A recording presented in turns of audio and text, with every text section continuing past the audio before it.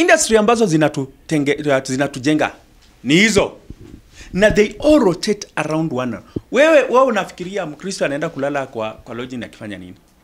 Hakuna. Ni ule mtu ambaye anaenda pale, anakunywa pombe yake, anavuta sigara yake, ndio atapata hiyo starehe alale kwa lodging. Na apart from that, afurahie entertainment na hata atoe pesa zake, apewe yule entertainer kwa sababu anaona umuhimu wake. Lakini hii kitu ya kutuambia ati gospel ndio inajenga, gospel ilijenga wapi?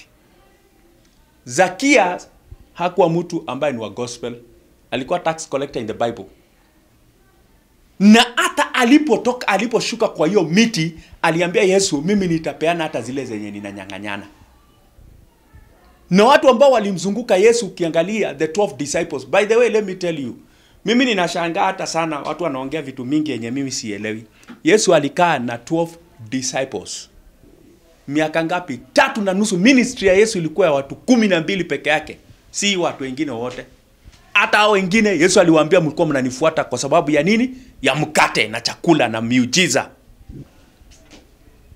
So, hata hivi vitu ya kuringa, I have a mega church, I have all this, I have this. You have all those. How do you have those, Bwana? If Jesus had only 12 people for 3.5 years, ministry ya mwana wa Mungu, ministry ya the most high, the Son of God, ni ya watu 12. Yeye alitrain watu 12. You have millions who are following you. And those millions that you are following you, hauna mtu ambaye ni wako. You are lonely. You are lonely. Let's talk about it. Let's face it. Watu 12, miaka 3.5. Yes, miaka 3.5. Na sisi hata tujamanage hao watu 12 bado hatujamanage kuwa nao ambao wanaweza kufa kwa niaba yetu ama wasimame kwa niaba yetu. Sisi tunasema ukweli. Music industry ya gospel iko na shida. Iko na shida, umaskini, shida, wivu, hizo vitu zote, even bitterness is there. Most abused gospel, most criticized gospel, na wanao tukanana na wanaofanya vitu zote ndani ya kanisa. Kwa sababu gani? Kwa sababu walikuwa wanafuata juu ya mikate, walikuwa wanafuata juu ya chakula, walikuwa wanafuata juu ya miujiza, walikuwa wanafuata juu ya benefits wao wenyewe. So what am I saying? I'm in support ya watu ambao wanalipa tax. Kama pombe ndio inanijengea barabara, mimi nina support hiyo. Kama sigara ndio inanijengea barabara, mimi na support hiyo. Kama entertainment ya secular ndio inanijengea barabara na inajengea mimi mashule na mahospitali, mimi na support hiyo. Sawa sawa. Waindi ambao wanaabudu mpaka wengine wanaabudu ng'ombe. Si ndio? They are the greatest donors. Greatest donors katika hii nchi. Ukweli urongo. Mchina ambaye anaabudu, yeye ana kanisa, haamini katika hizo vitu. They are the greatest philanthropists. Na ndio wameendelea kabisa. Me hear people challenging me. Waona ni challenge. Muisraeli, tuseme ukweli, Muisraeli ambayo Yesu alizaliwa. Umesikia makanisa ngapi Israel? Umesikia makanisa ngapi Israel? Israel iko na makanisa ngapi ya kiroho wenye wanaongea na tongues? Tell me kama hii kitu ni mzuri sana, inashika sana. Tell me kama hii kitu ni number 1, the first person who would have been benefited. Si ni Muisraeli mwenyewe ndiye angebenefit kwa Yesu ama namna gani? Yeye angetuletea Yesu kama angejua Yesu anasaidia kabisa, anafanya watu wakuwe wazuri kabisa. Wewe unaweza gawa chakula ambayo ni the most precious. In fact, the Bible says, do not take the food that is meant for the children and give it to the dogs. So, in other words, even me, I will tell you that there is something that needs to be realized. When we question things that we know as psychologists. Dini ya kwanza kanisa kubwa kabisa haiko Israel. Kweli ama rongo? kanisa la kiroho ambalo linajulikana haliko Israeli, liko nchi ya Israeli. Ukristo mahali umeshika, umebebea, si ndani ya Israeli. Mahali Yesu alizaliwa, it is outside. Itakuwaje huyu mtoto? Itakuwaje hii boma ambaye inatakiwa benefit kabisa haija benefit? So lazima tujifundishe kutengeleza pesa. Lazima tujifundishe kubadilisha ile fame, kubadilisha hali yetu na mawazo yetu ikuwe pesa. Kitu kingine ambacho nataka kukuambia ni watu ambao wanatukanana sana katika social media. Kuna watu tu asubuhi wakiamuka matusi. Yani yeye akifika social media ni kumbafu, ng'ombe, nini, hizo ndio vitu matusi mbaya. Akiamuka asubuhi akifikiria kiona kitu ya mtu yote ni matusi. Social media sisi wote tunatoshana. That is one thing I will tell you. Lakini hapa na roho zetu hazifanani. So watu wengi wanaamuka kazi yao ni kutusi, ni kufanya nini? Sisi yote hatufanani. Kuna waganga hapa ndani. Kuna majambazi hapa ndani, kuna serikali hapa ndani, kuna wachawi.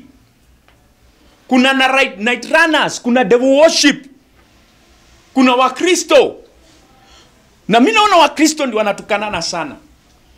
And that answers to the question why we have the generation of the year 80s, the generation of the year 90s, and the generation of the 2000s wenye wanakufa zaidi. Kwa sababu wao ni matusi. Akiingia pale anatukanana. Wewe ujui unatukanana nani na unajua huyo mtu mwenye unatukana amejikinga namna gani. Na foolish you, hamujajikinga. Kazi yenu ni matusi tu. Mnatukanana, you know how to type. Na matusi mumejaza lakini hakuna kinga mnayo. Kwendeni mujikinge kwanza ndio mkuje kwa social media muanze kutukanana. Otherwise mtakufa wote.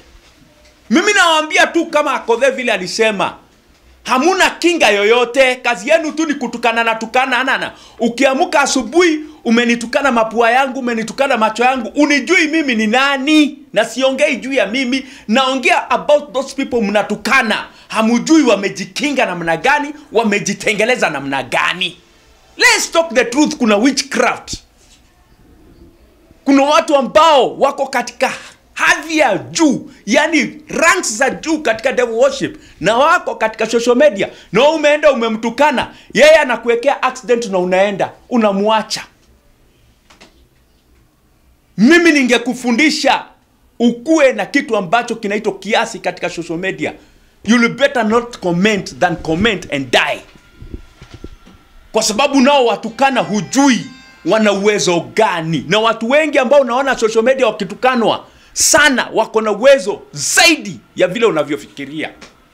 So wewe wakati unafungua mdomo yako, uko na kafamilia kako pale, unanitukana ama unatukana yule mwingine, unajionyesha, umeonyesha watoto wako, umeonyesha nyumba yako, umeonyesha vile unaishi, unaonyesha kazi yako na unanitukana.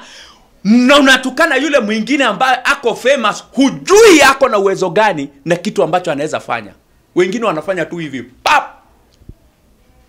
Unashtukia nyumba yako imechomeka. Pap! Accident. Pap! Hospitali. So mimi ninawaomba kama huna kinga, wachana na social media na matusi. Enda pale mpole, kuwa mpole. Na hiyo mimi naambia the young generation. Hii generation ya 35 and below yenye kutukanana kwa social media. If you don't stop, mimi ninakuambia unajimaliza wewe mwenyewe. Magonjwa hayataisha kwako, malaana haitaisha kwako, na hizo vitu hata uende uombewe namna gani, so long as wewe ndio unatukanana pale na mdomo yako umefungua wewe ndio umefungua mfereji, when you receive inakuja proper na inakugonga proper na watu hawatajua. Kwa sababu unaotukana ujui wamejiweka aje na walienda wapi. Usifikirie hao watu wenye wanapanda juu, wanapanda kiasi juu, wanapanda tu. Wanapanda wakiwa wamejipanga. Every step that someone goes up, anapanga na anajua vile ameenda.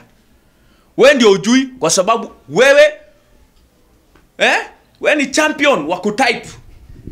Ukiona tu Getumbe umeanza kutype. Ukiona sijui fulani amefamous umeanza kutype matusi. Jichunge sana na vitu ambavyo unafanya katika social media. Jiangalie katika social media unafanya nini. Unatukana nani? Umemwangalia namna gani? Kama bwana, watu wanatupanga vuindi na vuindi na kula watu midomo. Si ndio? Kwa Luya siko vuindi.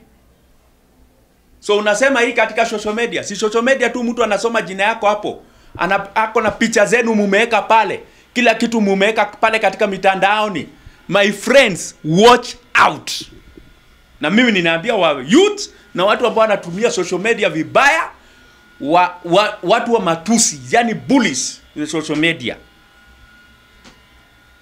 Wakae wakijichunga na waache hizo vitu zenye wanafanya.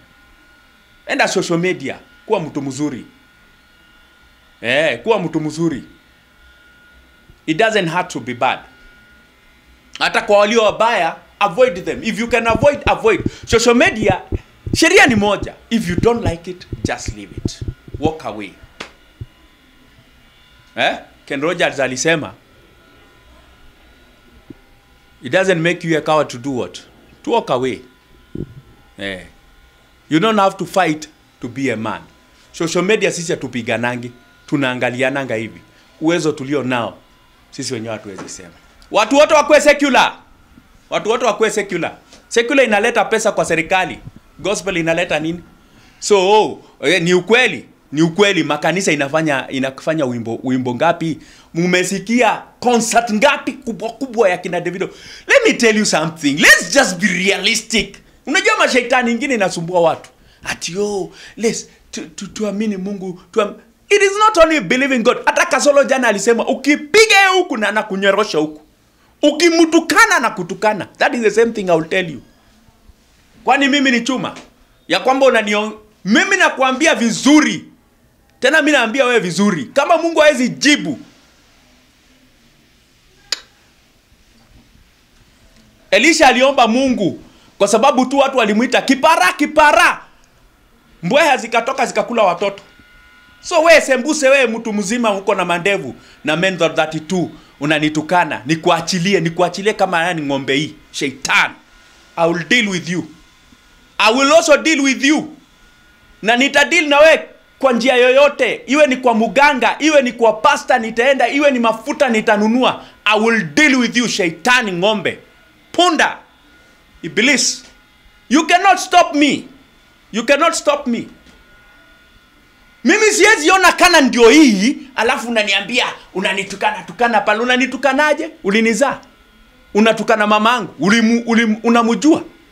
Nitakuendea mpaka nikuendee kwa waganga. In fact hata siogopi. Nitaenda mahali inahitajika kuendwa, niende. Nihakikishe ya kwamba maadui wameona moto. Unanitusi naona kula yako. Unanitusi naona kula yako. Hata pasta ni muganga. Kama pasta ataweze awekelee fire, anakuwekelea fire na uone moto. Ikishinda pasta nitaenda mpaka kwa mamiti ya nyumbani. Tuone utafanya nini. Siko katika sheria, si wao wamepewa ruhusa, wako na society yao pia. Ni kitu ambacho kinakubalika kwa. So, in other words, what I'm trying to say, if the gospel is not giving in the government wapati pesa kwa gospel, then what is the need of having it? What is the need of having it? What is the need of having it? If the content creators were gospel cannot put food on your table and cannot put food for themselves on their table, we are seeing that gospel. See, sing secular. Watu wana criticize Bahati, but Bahati sahi mahali amefika ama Will Paul ni mjuu sana by the way. Subscribers wawili the top sahi. Kasolo ndiye alikuwa anaongoza.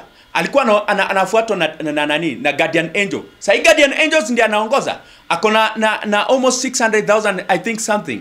Na Kasolo anamfuata. Those are the top subscribers. So ebu niambie, angalia mtu kama Diana B ako na 1 million. Bahati 1 million. Angalia mtu kama Willy Paul. So what is happening with the gospel industry? Hata ukiniambia, angalia mapastors wetu, social media zao ziko na nini? Ziko na subscribers wangapi? Subscribers wangapi? Followers wangapi? Wewe bwana. Kwa sababu Unajua watu wa secular wanalipia, lakini watu wa gospel, they want free things. Miles Monroe said, they are very lazy. And I can assure you that they are very lazy. Anangoja miujiza tu. So changing, waende secular. So kwenda mbele tumekuona Kasolo pia jana kuwekea mkono. Alikuwa nani So maybe kuna project mnawako on. Kasolo alikuwa ananiombea niokoke. Unajua watu wengi wanasema kwamba kuimba Yesu ni nyandue ati ni makosa. Kwani wacha nikuulize, kunyanduliwa na Yesu iko makosa gani? Kama society sahihi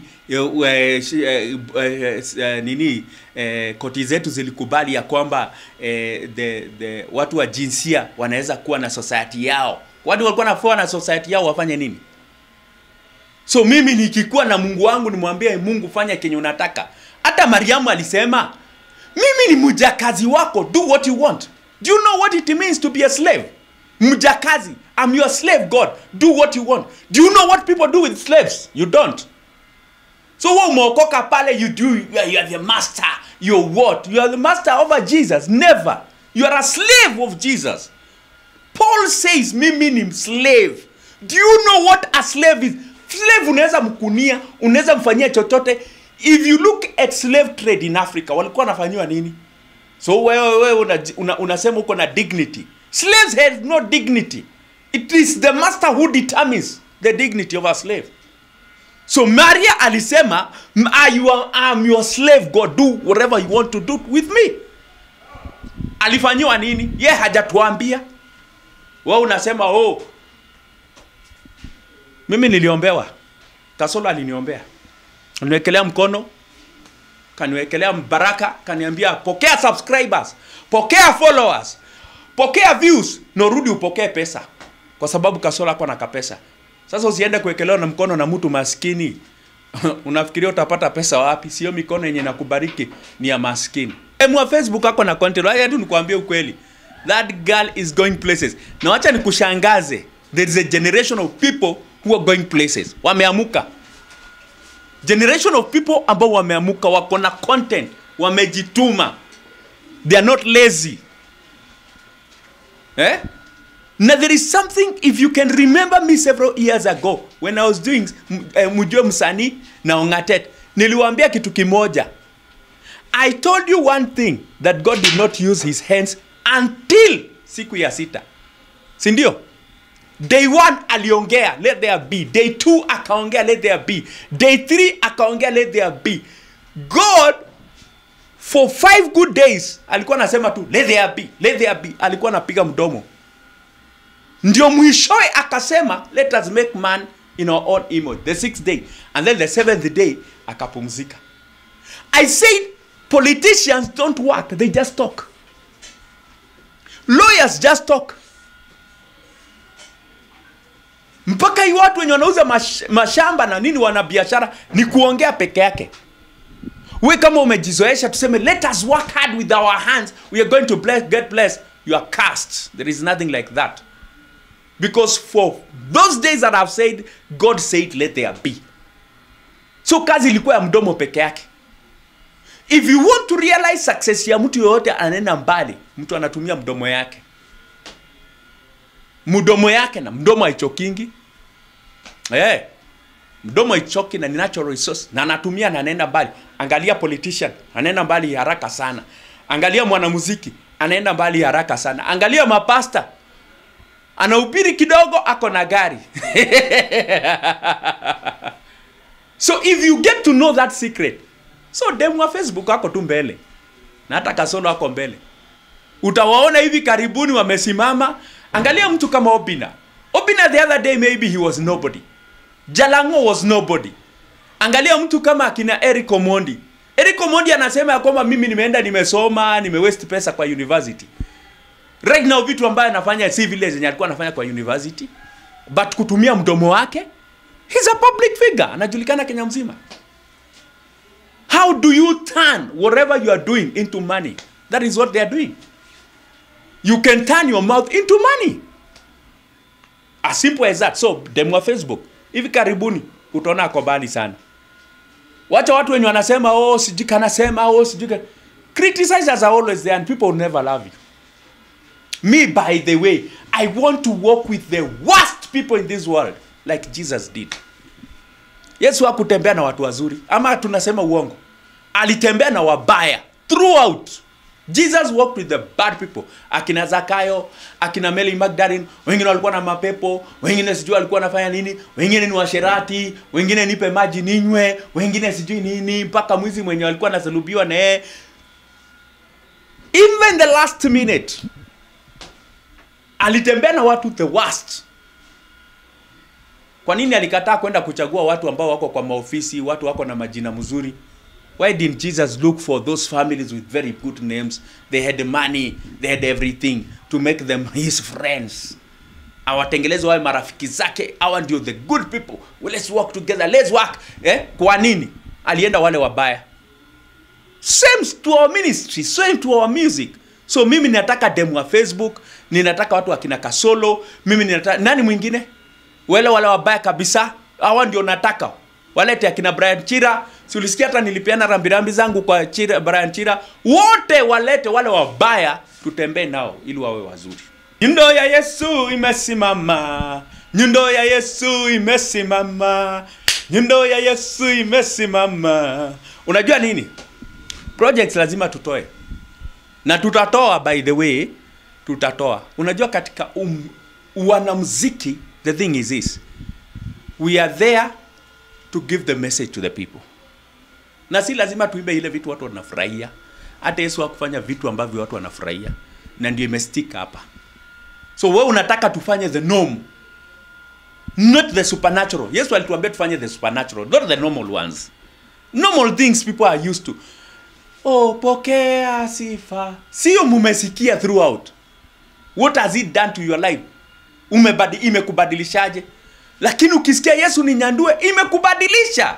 It makes your heart think, it makes your mind think. Na inakufanya ujue ule family ule. By the way, watu walikuwa wananiuliza, ati unasema watu watafanya nini mbinguni? Mimi nilisema, wewe unaolewa ufanye nini? Watu wanaolewa wangu wafanye nini? Kama unaenda kuolewa na Yesu, unaolewa ufanye nini? Haki za ndoa ni nini? Sex is one of them. Romance, unity, love. Having relationships. Hizo vitu ziko. So wewe ukisema unaolewa na Yesu, unaenda ufanye nini? Sio ni kutupiga white. Ni kutupiga white tu tukionanga. Once you agree to get into marriage, anybody who agrees to get into marriage, and I said it even kwa jana, nikasema mtu yote mwenye amekubali aingie katika marriage, amejiingisha katika tendo la ndoa, whether spiritually or physically. Subscribe. By the way, asante sana wenye wamesubscribe, lakini bado tunataka to hit 20 million subscribers. I know some things are impossible, but nimekwambia it is possible with every one person who is willing. Subscribe, like, share, comment. Na nimekwambia matusi uache. Like, subscribe, share, like, comment, watch. William Getumbe everywhere. Alafu mambo ya diapers tafadhali. Donation za diapers. Si zangu. Mimi niliacha kukojoa. Si mlikuwa mnaniita kikojozi. Nilishughulikia hiyo maneno ikaisha. So kuna watu wengi ambao wako na ukojozi, wako na hiyo shida, yani urinary incontinence. So tunataka tuwafikie kwa kuwapea diapers za watu wazima, na unajua vile iko expensive, pack moja ni 800 shillings. And so make a donation of diapers. Unaweza nitafuta, foundation ni William Getumbe Foundation @gmail.com. Unaweza nipigia simu 0726222681 0726222681. Useme vile unaweza donate diaper zako. Si lazima unitumie pesa. Unaweza sema tuchukua diaper kwa supermarket fulani, mimi nalipa. And that's going to be okay with us. Kuja uwe pamoja na sisi wakati tunaenda for diapers distribution. That's also good. That will be very nice. Tuende tupeane diapers kila mahali. Itakuwa mzuri sana.